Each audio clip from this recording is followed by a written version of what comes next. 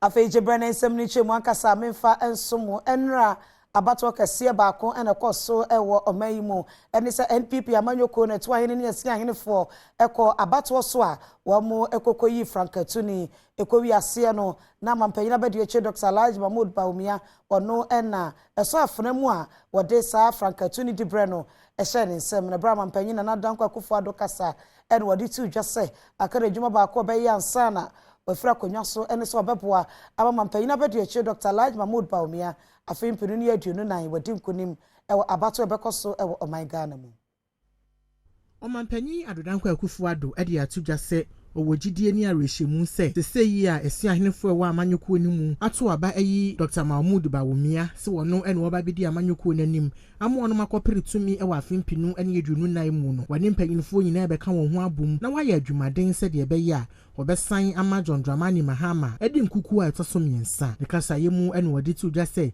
seseyi a esi ahenefo ato aba ama no wono mampanyini ba be de obetumi biara se de ebe ya obeboa amanyoko no ama afimpinu ene aduonu nan watumi edi nkunim ewo abatuo ni mu. I am passing on the flag bearer position of our party to a new leader. I want to thank every single MPP person here. Now for the last 16 years, 2007, 2010, 2014, 2020, you have conferred your confidence in me to lead this great party. You have honored me, an honor I can never, ever, ever forget. And have allowed me to serve the party and through the party to serve the people of Ghana. I've done my best, but I still have one more task to do. And that is, with all my strength, all my energy, to help the new flag bearer, to help Mamadou Bawumia win the election of 2024. Dr. Mahmoud Bawumia ena sesei amanyuko na to abayi no se panyini a wobedi amanyuko nanim ne kasa yemu ene wada ampanyi adodanko akufo ado ase ewo achita yepa wadi amano wada ampanyini ase se free afimpinu ene wotwe mu no ohunu buta epa bi ewo ne mu ane senti oyi nu ase wonka ne ho na wonom empire to me. I am encouraged by the literate society we are creating through our free access to secondary education and expanded support for tertiary education.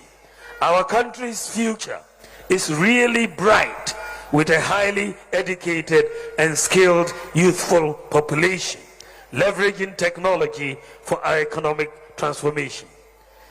Distinguished ladies and gentlemen, I am encouraged by the beautiful diversity of our country, our peaceful coexistence, which respects each other's faith, which unites us and brings all of us together for a common goal of seeing a transformed Ghana. We stand here today in celebration, but the real work starts now, and I have no intention of slowing down. I will get right back to work, sit down with Ghanaians from all walks of life, from civil society and student organizations to young professionals, stakeholders in the business community and religious leadership. The position I seek needs to be earned, and I intend to show every single voter, from the farmer to the financial head, that I am the right man for the job. Francis Adenimu, who was a free yakuto and Canadian Japan, and a name Dr. Mahmoud Bawumia Eco Prayer. One mudie went to me and in Kunim. One Makasa Yemuno was shabo, said one betai Dr. Mahmoud Bawumia Echi, said the Beya. One munina, able to me aye Jumaden, and yet to me a wafin pinu and you do nine abatu. I want to urge all members of the party. Let us bury our differences. Let us pursue peace and unity amongst ourselves. It is better that we stay in government than to go out of government. That having worked with the Vice President on all the major institutions of the government for 6 years, that he will lead us to victory come next year, 2024. Dada! And let's get together as one in unity so we can defeat the NDC come 7 December 2024. And let's unite this party. With unity, I believe we can break the 8. And that is all I've been preaching for. So I congratulate the elections committee, the police department, electoral commission, and the party members for the commitment you've shown for peace. And I want to assure you, in 2024, the showdown is being translated to NDC.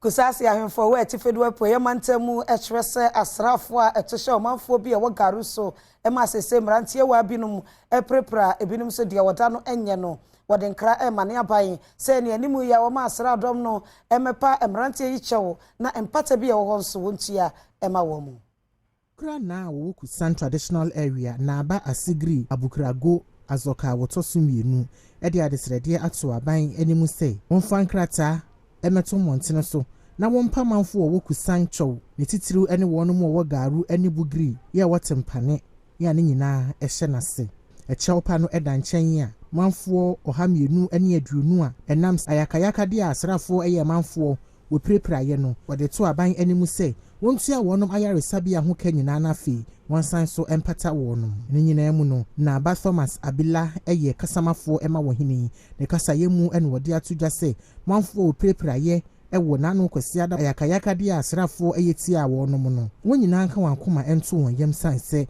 obebo modin apre atenserene ama wonom. The Kusan Traditional Council condemns the alleged attack by unknown gunmen at Garu police station. The Kusan Traditional Council considers it appropriate for government to issue an apology to the people of Kusan in general and those of Garu and Tempa and Buguri in particular. We request that government takes care of the medical bills and related expenses of the over 50 victims and compensate them accordingly. We also urge government to investigate the incident and take appropriate actions where yet wansam no so ewo from mantemu ne akwako gina mepe na eba beto dwasa omanfo enso ayira fa wo amone atutu aka wonsam eba ne sa nkrankra nyumekwa wodo ya multimedia can brands ka ho yakokoye wo mo adoye ne nso kasafonyini bi beto dwa wa be fonten time so na wo sha na eniema enipa binum de kwache omanfo no wo ko ho eno na ohimpon a owo mepe traditional area Togbe kwajo azagba edi atudwa se obi bia opeso be yo manfo adoye no wonfa mra mepe ahimfie ho na wonche ne pepe pese be ya entokwa bia ensi akire. Togbe kwajo azagba ya wotoso nan eye mepe manhene na woni amaniboni enkomotwetwemu ene wadi tudwa se eniama adomfo edi abase won chechema manfo a won ho aka no akwakodi manfo binum efie a ne senti wonom a won ho aka pote no wonsa enkaye ne senti wode adesrede ato wonom a woye manfo yi mu wayi nyina anim se woniama a wode ba no wonfa mra ahimfi honom se de be ya obetumi achecha ama manfo no wahini ede sansemi tudwa wa abra Church of Christ ye Watercrade Central ede aniama bia ebro Ghana sika no pimpim bebre ekodom wonom a enam akosombo sutade a obi etum no won hu ekire wonom no. So if the whole thing were to be coordinated, everything will be sent to this house, all the chiefs will come together and then we will then share it proportionately or equally. But some donors come here, they don't come to the former chief's house, and they give it to some sub chiefs. They also think that they have authority to do it, and they also distribute. The most important thing is that whether they are distributing or not, we are distributing. It should be distributed to those who are affected. Yes. The victims. That is what we are concerned about, but not to land in some individuals' hands and they use as commercial activities and make money. Right, Tina and Ponsa, so for Penina, with Church of Christ, the Water Credit Central, no. When you are money bunny and come to Chemu and what did you just say? Science said, or Peso or Buamanfua, one who actually woman tea, and answer for no Ekeka who boom more. What this Sanya may a bay warnum adoye. Yes, I say, and no man, you be a baby, mamma, achiche, kakra, baby kind. The person you know, who say, the SCA in our arm, in Yankopon, in your mamma. And you know about I ever saw you how at the bomb so nobody near. Then or how we know at the moment we share on your men that you quine. No matter who say, on your men, every papa. Send your man to your do and you do. If the who to an amasua, over to me up wow, I'm an SCA. Sikai Diano, you know, when I put on demo. And unti any other barber channel. It's your best say, one month I say, how are 2 women. On your men, any the interior or my quine, and my way is see. Maybe atrocity biara eto onipa no as I say a lead to repentance not a lead to say obehwe onyankopon so we are say bia and na benya ketua papa bi e bia ma okra adoyeye mu na panyini ba kwa wo pese da chibi obabegina eprema panyini tipre e wo my Ghana mu a woda new vision movement amanyoko ano owura Kofi Kranten akoho no mu a akwakoye omanfo adoye Kofi Kranten ehwe ni mu kwan sa afimpinu ene edunu na wo begina amamanfo ato no so aba wonukro ya no wote new vision movement amanyokuo no na wonene dom akomepe e de aniama bi akwakoye manfo adoye bra woni amane boni ode shebo wusu job etwetwe nkomo no ene wakire mu se nsunsanso oboni a akosombo sutade a obi etu mu eja ewo manfo ya wote sampotamu ho no muso no ha adwene pa ne senti ene ma wo keka ne nsase a wode aniama bi te se ebroboto mosquito coil nsuo ene aniama afufuro bi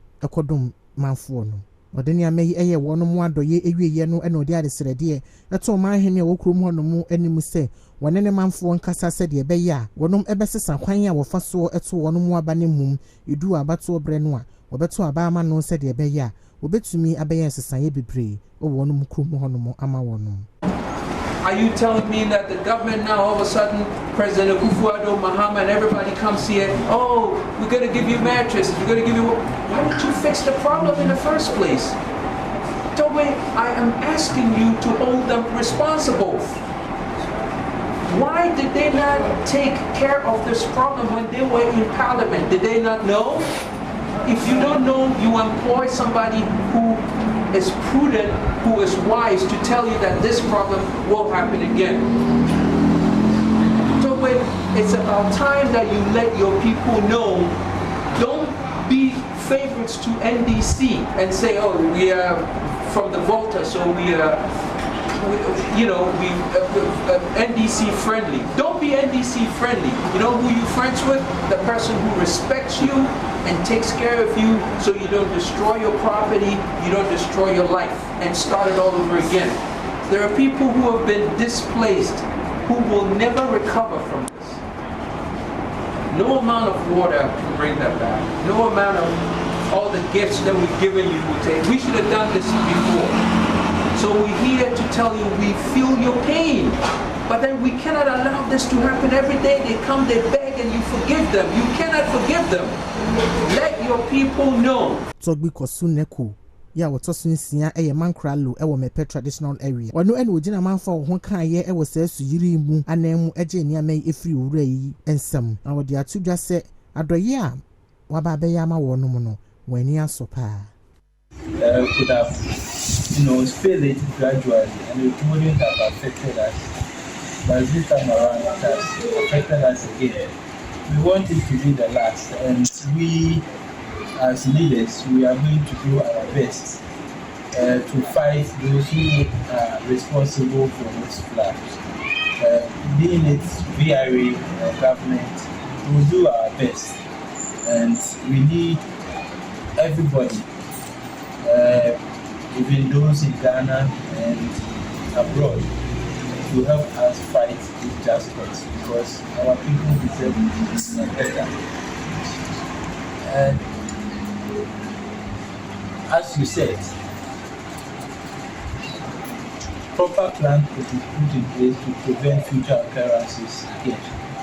So we thank you, and all that you have said, we will put it into consideration as we gather our facts and then make progress. We will put your thoughts in place and we'll see what we can do. And we wish you well in your political career too. And wish you all the best.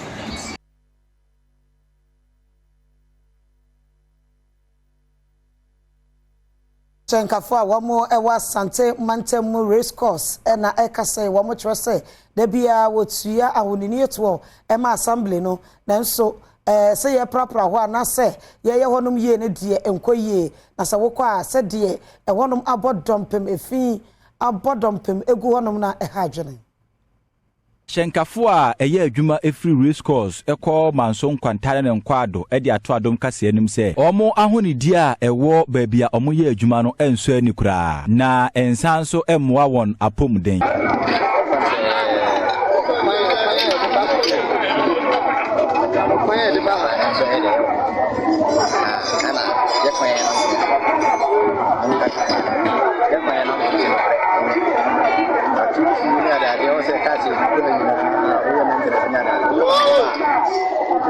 Nana Poku eye titrene de ma drobafo a wo mutwa ahyen firi race course ekɔ manso nkwanta kyerem se ahonodie sika a wo mutua mampanifo no omo nyeso adwuma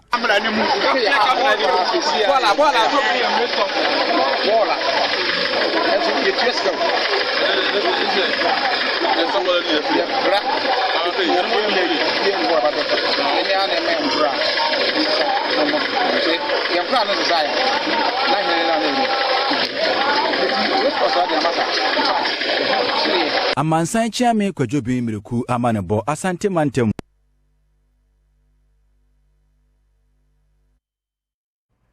Yeguswa ejina amanyosem emu na NPP amanyoko no kwa abatwa so eyi frankatu ni wie ye no na esompanyini bi ede ato wanmanim se sese wa hu nipa obedi wanim akwa abatwa so afempinu ni aduonu nan mu no wonyina wonka mum sepeyi a adwempo a eta wotiri mu no obetimi edru hu Enra NSC ahenefo a wonum ewa NPP amanyoko ni mu eto aba wonum eyi manpanyin abedi akire Dr. Mahmoud Bawumia se wonu enwuni amanyoko nanim na wonkwa akono ewa afempinu ene edunu nan abato animu na abato no ekoso no bibia ekoso asumdue mu a ewi akire no nia wodi nkunimu nso obia agi nutumu Bishop James Ahenkra eye General Secretary Emma Lord of Brotherhood Worldwide asafo no na bra ya mani boni ene netwetwe nkomo no ene wodi ato amanyoko akitaifo nyina animu se sesegi a wayi nipa ba kwa obabedi amanyoko nanimu no mentame ho asene mpapa mu bia wa amanyoko nimu no wonhwe na wonsiesie ne nyina se de beya botaye da wono moni so se obedi nkunim e wa afempinu ene edunu na yabato nimu no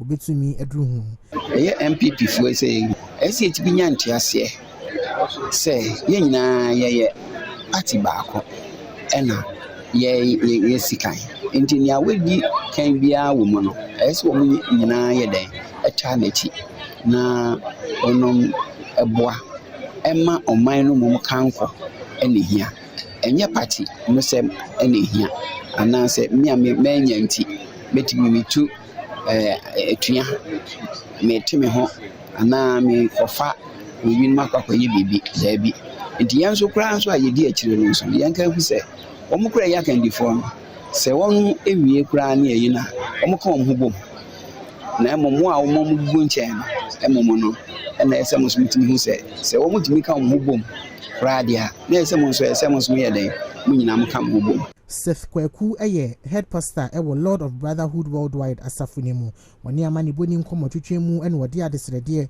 ato amanyofo nyina enemu se Omo modian so obibiebie nnwuma ama mmabunu enya biaye ewo omanyi yes na tutu se politicians so mom nye ya ye kan say wom create avenue be man nipa nya adwuma ye ada bia no ene say de wo hunu a wiase ne nyina no yanso nyema bebre wo ho ma onya huni nti wo sakwada bia ye se bi odi akire sua no odi enu anim nantie nti wo se mofra hwe mpanifo na yesua ho na yende yewo ya mamre ne entity bia ya famu ye broni kan say ye culture nyema bia ye gidie ne de ya abrofo amamre na obi de ye fa amammo dia ye de obuo ma mpanifo na ye nya nsi ye honhoma emamu no so ebedi.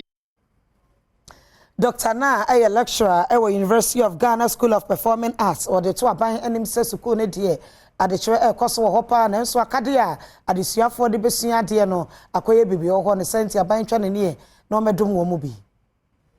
Opanyini a lecturer at the University of Ghana School of Performing Arts abra ICGC asafo a wotaifa a African Day Conference yana wode da ebipiman amamre eni amanie edie no na wode adesrede eto aban eni mpanyinfo nyina enim se School of Performing Arts a ewo Legonsuapon ni mu no wonum ehia akade bebree ebeboa ama adekire eni adesua ho nsam akonkan na fei ama kwan ama adesuafo dodo no aba besua de ne senti aban enmomode ase wode san akade ni nyina ebema wonum.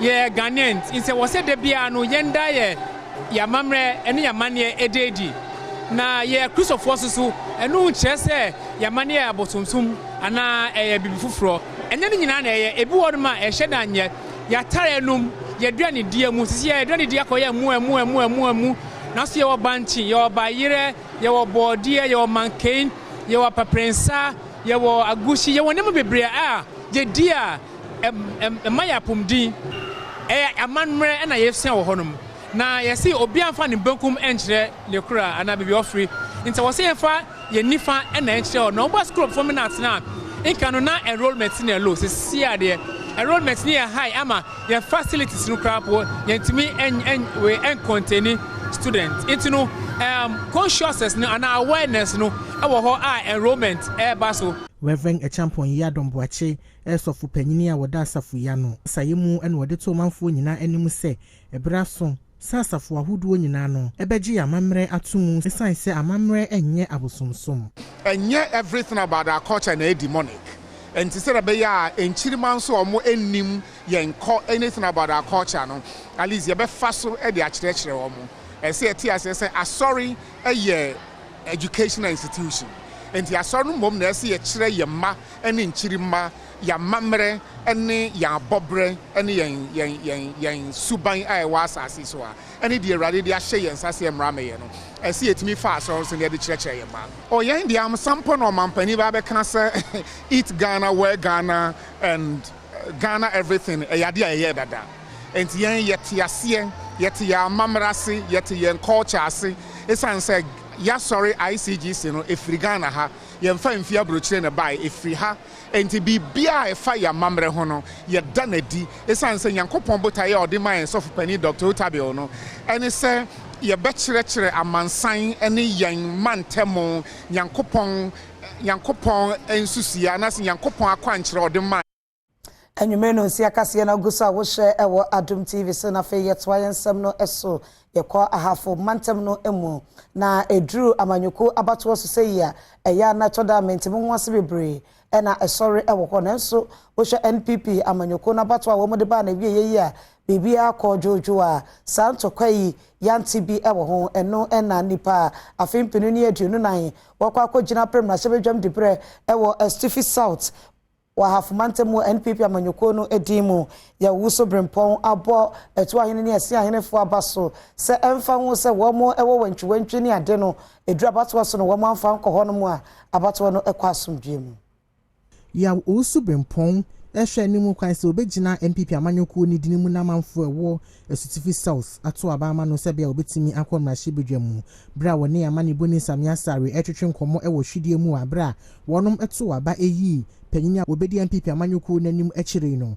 ene wodi tu dwa se ekwan a esi ahenefo a wonom ewo Stiffy South ehye won ho so ya woto aba ne wie ye wa abra basabasa yobia ensi ekire no wonom ayade pa owura yi ekire mu se Ghana Police Service nso ebo won homodene edi police adwumayefo ekɔ emiamia woto aba ne nyina nanso sanse si ahenefo edi emra a wodi egu akwan mu so nti no a policefo no kura wonom anya adwumadene bia anye wono de wohu ne sesa asu ya wonom eda na die no eda danse pefe se enkakran kakra basabasa yo ya esie ewo bra abato ekoso ewo City South no eto etwa ne se Bema party man if say obia anye basabasa ewo ha a police for be aduonum 50 na ye dan e ba say in case BBC a ba hwe kwa na bebre no po aye dan adeda enye omon phone so because aha abato no ko boko a ye nya even incident bia e dan wa ha akinye bia e dan amma ho. This is 100% free and fair election in City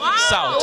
Kwabna wusu sekire eye dwemtenani ema MPP amanyoko no ewo ahafomantam mu oni amani boni nkomotwetwe mu ewo Kenya ase ene wo kire mu se ono ne pen so de enya de se abato bekoso na basabasa yo ebesi da ni nyina mu no wadaban bo adwumayefo ase se wonom ebo aye ya abato no koso wa bra basabasa yo bia NC under my leadership for the past 7 years and President Akufo-Addo administration I have peacefully munu ya mudi adanse nye kana no amere bia na sabe ya twa sekai no the party the regional police commander the regional minister electoral commission entire all the security agencies I know mo ya adwuma no o ma make sure say asomdwe na e wo region so far so good e bia peacefully.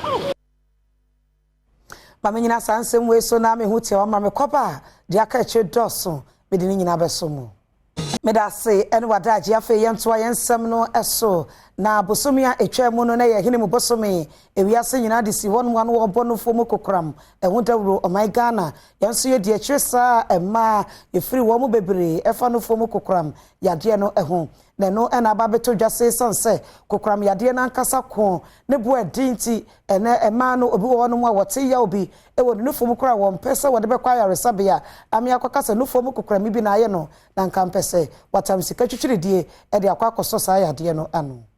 And Confanochi last year alone, out of the 1158 patients that we diagnosed, 351, so there's about 30% of them were breast cancers. That's the new solid tumors, which are cancerous, that we diagnosed. 30% were all breast. And out of this, about 50% of them came in an advanced stage. For which reason you have to downstage by initially giving them chemotherapy, what we call neoadjuvant chemotherapy, before they can be operated on. So that's a challenge. There are also challenges with the treatment in terms of the investigation, what we call the stage investigation that needs to be done, and the treatment itself. Often people are unable to pay for the cost of the staging investigation. So if that happens, it means a case that you might think is a stage 2, probably is a stage 3. In 2017, the cost of treating a locally advanced breast cancer at Confanochi Hospital roughly was about 87,000 Ghana cedis. I'm talking about 2017. So you know what things are looking at now.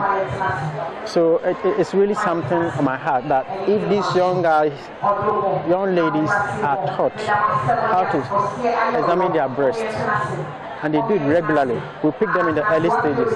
Most of the paramount screen mothers have courts.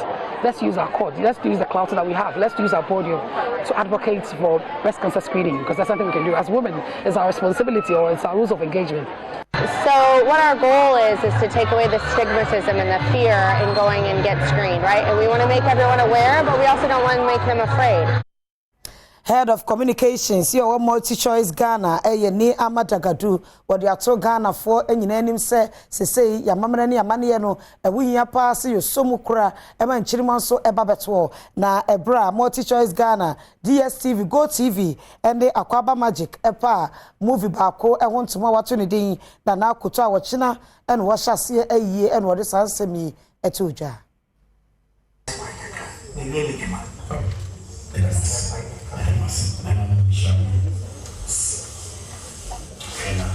Multi-choice Ghana, DSTV, Go TV, ne Akwaba Magic, womo akopaw, sini foforo, ewontuma, womo office. Sini womo ekopa wontuma yi. Edi enda so no Nana Akoto, Communications Manager, Emma, Multi-choice Ghana, Niama Dagadu, ene Adom News nsentwofo, etwetwe nkomo edefa, sini foforo womo akopa wontuma yi, wode tudwa se. Ohwe wiase afanye ni na ekrobia ekonenim no. Omo kai omwechi ena ehia se wo se efremre bia ne koyechi ni ehwe nneɛma bi a yɛayɛ incantity na ɛno ɛma ɛhyɛ yɛn kra ne etumi de yɛ bibi ama yɛn kyeremafo nti yɛhwɛ story we say no nneɛma bebree mo yɛtumi sua a yɛtumi de bu yɛn man de ma yɛ kai sɛ yɛ Ghana fo yɛ nipa baako Osan edi tudwa nhihyeya a wɔn ayɛ edi egu akwan mu a wɔn de beyi Nana Akoto edi ama ɔmanfoɔ sɛ wɔn enhwɛ. Akwaba Magic mfie mienu ni a yɛ create Akwaba Magic channel no. Na Akwaba Magic de bote bi si ni sɛ obeyi 100% original Ghanaian stories. Into Osha Oka ye Dede Madam to have and to hold. Ni na African stories ayeka. But for the first time ye senior a series ye be in Monday to Friday 8 p.m. anajubia or the Akwaba Magic so or DSTV Nego TV so we story free ya Ghana your heritage your culture mu ya bakosem free inspired by the story of Akwemu Dintra Ashanti Nefanti for Inkite Hundi about 100-200 years ago. Akwaba Magic Creative Industry enso edi nhihye bi egu akwan mu a wɔn nso ba bɛyɛ seminar sunko edi abo ɔmanfoɔ ne wɔn ama wɔn ntete eno nso no marketing PR manager Emma Akwaba Magic Gladys Osei Oredu enso ɛkasa ɛwɔ dwumadie no ase no wɔde nsɛm sei na tudwa. Akwaba Magic, we are aiming and very determined to ensure quality standards in film producing, and so that is all we actually doing to make sure everybody is well resourced for it. And so we'll be having different aspects of the seminar. We'll have the stakeholder engagements, the capacity forums, and we'll have our film screening. And you may know, see, I can see an August. I will share our Adom TV soon. A brasso, some meton crame coba, but the better also. Medase so anya daje atwem ya fe yanto ayensem no eso Professor Ato Esuman second lay president awada Methodist Church Ghana ano wode ato mpanimfo a edamanfe girls senior high school and enim se ebra wo kire adusuafo ade no won hwe so betenetere wo mo pa wo won suban emu esanse nei obi won mani woni made de ba mani bia obetimi aye na nso suban ene se de oni nipa ebetena no eya na ehadwene eno nso emwada chibi onya adwuma ya na akoye nsempi nti efiri ne ya kyerekyere wo mo a ebetimi aboa mada chibi no wodi suban papa be kwa adwuma a wo beye no emu. Manfi State College eye ankwankwa school bia wote ye wa afia pema hankono ene adu for school ni din eye Methodist High School na wa afia pema hankono ene adu okromi esanemo no school ananka kane eye ankwankwa school no ebedane aban school abra Professor Atu Esuman ekasa e 40th anniversary fa wo mo hono no obekire made ye no hono mpontu e wo madesua ensem. What appears to be exciting to me is that each head of this institution managed to add something to the academic development of the school to make the school better than they found it when they assumed office. But is it all about buildings, achievement awards? Yanko Obuase mensene no emu na Municipal Education Directorate no abo atratre for aduonu baako ene wo mo a enkyerade e wo honom so abaso se wotimi abo ma adesua ne adekere akoso.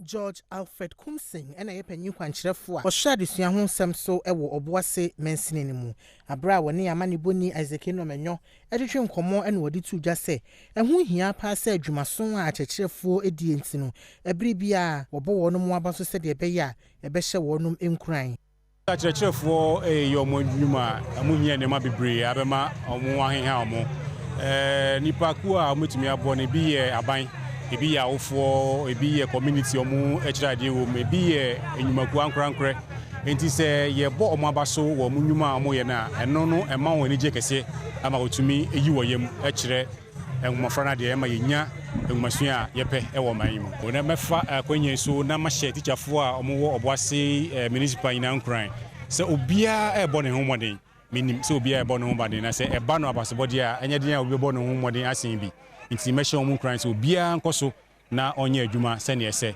dwumadi na kyerɛ ene amane boni ene akyekyefoɔ bi a wonya abasobodie bi etwetwe nkomo teacher adwuma no ɛyɛ nyame adwuma wo ya ma wo man ana wo kuro no na wo ya ma man ni na wo ya ma nyame Bible kura ka se wanya ma wonua no wanya mfa ama me enti eniema say a me ni ma church futika kakra bi a ebenya no ye di midiye se na be ya ebeye enti me ka church for aka ne se wo suku dan bibi se wo ho wa woni sika ni ho aban ba mu a so pe okwan foforo na wo di ye na school mu ho no etimi eye fe me obi a mpempi no me penkura yedie na me pemi teacher for nso yedie ansana ade kire obetimu akire ayeyie no gise onya headmaster o dwene ne nkola ho na wo san dwene ne teacher for ho eno be the headmaster ne maji awodu enye nwanwa kura efise me nkura hu nsem no eda makoma so pa ena bio nso ma teacher for Afrisre eye kwayo kroba ko wa Asante Achem North mensene no emu omanfo wo no twa wo pu hia yaresabia esa so ehia edan ye achechefo ene apomde adwumayefo betimi adam sebeye mpunto beba wo nkro no eso Manfo a wonom ete efisre ye wo Asante Achem North mensene ni mu ede adesrede ato ankorankore wonom a wonsem ewo bie ene aban animu se womeboa wonom na wonsi ayaresabia ene bia achechefo ede wonti beto ema wonum ewu krom honom timamufuo yi ekiremu a wonum krom hono empomtudwuma bia ni honom ya ade kese ha wonum pae bia achechefo di wonti beto ene wonum akwan a enye dwuma yi wona bukojo ban edumu na eri wa ha nti wo so oboa ya si community center mai ye wo school wa ha ihe teacher quarters teacher for omuba mu ntina kurum omunya ba bi ntina nti ye sade ya de se de tu wona bo enim se won samuai sene waya wo boy wa AC community center man no ye hia clinic e we fisre ha if say ye team class no bibi ka wo aso be fre class be du ha akwanya to clinic no na je se ne be ye wo no na anya ye obakwa na se ne be nipa na ye anya ye no nti so na bo se watimi abesi community center man de a yeso hia se o meye clinic kakka bi e we fisre ha maye ni class ye be fisre ha no na ye ba o betimi aso ade na anu amaye ansa na timi ato aso akọ bebia eye kesi mai Kwajoba Ajiman eye Asante Achem North kanemra shibedwani woni amani boni enkomotwetwe mu ene wodi tuja se isu a ye bie akosomo ye bie ya se ye wo plans ne so ti e bie affect yo na ye hwe se a hais enoma atom ne asema atom a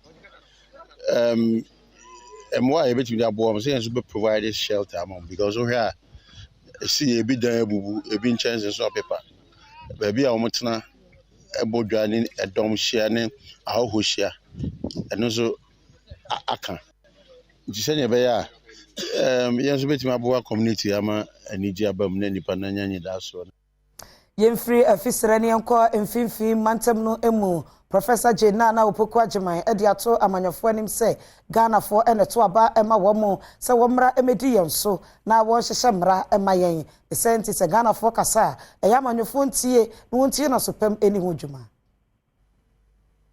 Professor Jena na opoku ajiman ya fimpinu ne dono no ye running mate ema jonjomani mahama edi afutu ema amanyofo a oho my Ghana nyina mu se womo homodian sa de biom be ye bie mu no omodi ani di ebema kromafo ene wo mo mpeso asofo se de be ya asumdwe betimi ade hene o that as there oho na easy one ba no sabe inchan hona nkesi de do tobo bi sisi won etata hon de eyanzama o fata onyefe onye da musontina oto da maba Enwachi, omahi no wa ba se dominasi traditional area. Enso fa konya ne so de adesreto Ghana mampanyi. Ene mrahye bedwafie chiam yene mu se adawroma emotional intelligence ya bo mu esua ho niamai. Eho hia pa se mrahye bedwafo ene hefo wo my Ghana nyina mu no. Ode nkyerɛkyerɛ be hyehye so de ama wo mu.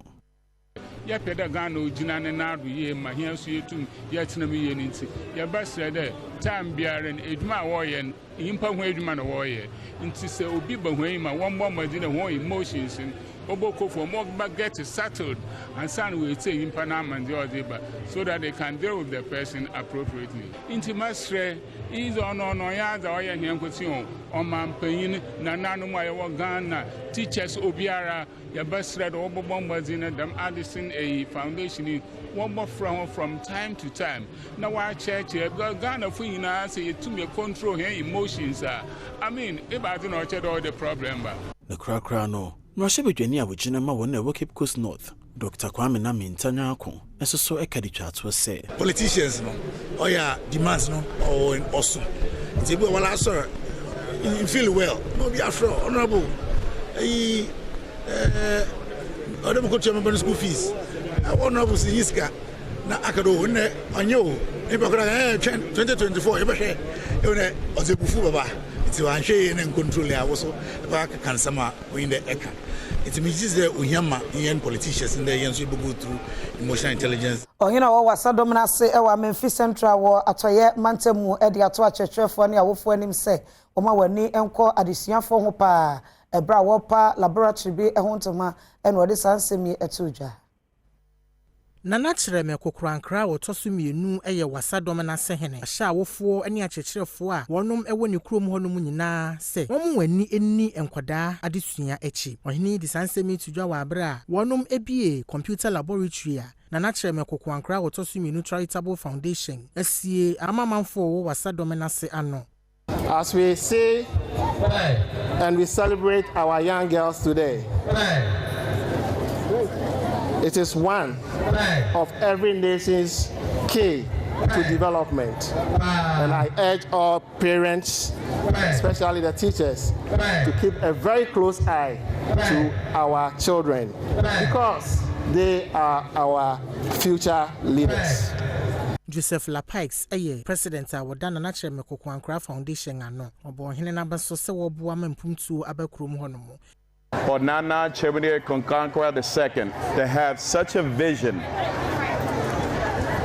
vision for his kingdom, his people. I can tell you, this man does not wake up or go to bed without thinking of his people. And watching and Gloria Bini, Conto, your education director of Memphis Central, so I didn't say it was so. Women, dear, Adom analysis BEC na was here, a cost to be brave. Now ICT lab, Yabakan, we have one Kalanuma, Madishi, and digital age. On Madishi, so Akon kind, Ama, we shall be abreast with the times of the seasons. Into himself, Kalano, addition to one kind, Aka, near one that than honor. Head of Department of Social and Behavioral Sciences, School of Public Health, and no, Professor Emmanuel Asampong, or the Atugana for you, and him say, a nipepinum and a day one crabba for ye, a two one will see what you are my Ghana, a see one of two fapping papa, and a minumi and no ya one may more assume J. a woman. The Sentia Braswaya Safono, Yamo one D and Cassa, Nayamo one basso, a Jumapa, or ye won't may you. Department of Social and Behavioral Sciences, School of Public Health, University of Ghana, Legon. Akobo womo electress. Eni mpenifu ahodo a womo eboaye ema department yi etimi ejina ne naso. Safwe abo ne homoden identity ama sukuufo ama sese bebrena abaye pabene. Abra dwumadie no ekoso ewo Legon sukuu mu ho no. Eho ana head of department ema Social and Behavioral Sciences, School of Public Health, Professor Emmanuel Asampong edi efutu ema Ghana for se womo enhwe se woni bebo womo manfo a womo eni omo ye adwuma womo de wona ho den eni nimde eboaye a sese safo no eni won nchen ye hwe no from yaman panyimfo mo womo wie adwuma ana ye kan bibi article 71 for I mean all those things no in my view no are forms of recognition na ye dey am because womo edrum pempenso bi a asa adwuma no womo be ye no womo awie ye gya womo akosa na Ujidi se bibi sa na wo se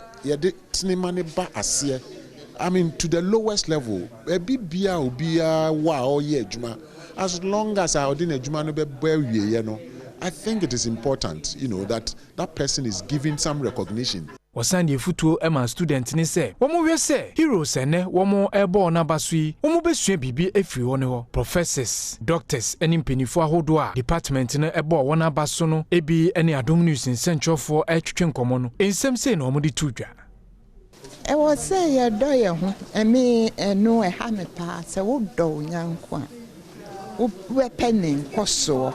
It pays to be humble. ahombrase papa because obra ho ase a Ewurade say he will go ahead of you and make all the crooked paths straight. That's in the book of Isaiah 45:2. Until with humility, the good Lord, who is always with you, will straighten all the crooked paths. And this is what Ekobi a wan sha baya say ya wopem abunu nkoso we tifedo mantamu yefo Ghana e the National Youth Authority enim ene wo mu aka abomu a wotetem abunu no akwanwodo pi so na wo kire mu a District Assembly's Common Fund a wote emma National Youth Authority no esusa senti aban empeja mu kakara Nsemtwefo nhie mu ekoso watamale ya no wode hye African Youth Day ehun fan ena yefo Ghana editu dwase Sika aban edisha National Youth Authority emu emaniti medibibua emabuno no ewo fompa Technical advisor with the Youth Advocacy and Gender no Abdul Ganiyu Al Hassan no chere say District Assembly's Common Fund mo hamu chemu enumu a wode emma National Youth Authority no isa enti aban empeja mu kakra. Overall, the District Assembly Common Fund had increased in size in terms of allocation because per the arrangement or the formula, it is based on the resources available. That is why that determines the allocation. So it has increased over the period,